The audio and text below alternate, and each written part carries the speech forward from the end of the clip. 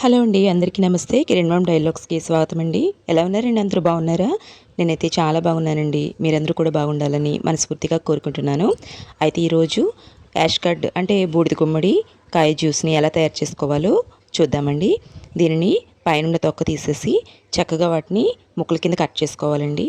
ఒకరోజే మనం కాయంత తాగలేం కాబట్టి ఏదైనా ఒక ఎయిర్ టైట్ కంటైనర్లో కానీ లేదా ఒక ఎయిర్ టైట్ బ్యాగ్లో కానీ వేస్లో జిప్ లాక్ బ్యాగ్లో కానీ వేసి వాటిని డీప్ ఫ్రిడ్జ్లో కనుక స్టోర్ చేసుకున్నట్లయితే వాటిని మనం ఎప్పుడు కావలిస్తే అప్పుడు వాడుకోవచ్చు అనమాట.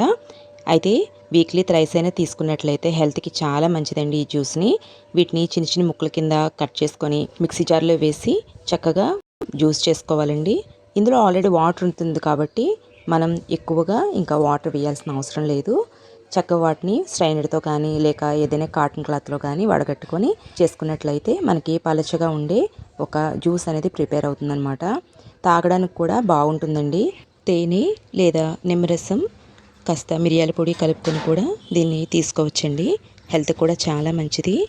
మీకు కనుక నా వీడియోస్ నచ్చినట్లయితే తప్పకుండా సబ్స్క్రైబ్ చేసుకోవడం మర్చిపోవద్దండి. అదేవిధంగా మీకు తెలిసిన వాళ్ళకి షేర్ చేయగలని కోరుకుంటున్నాను.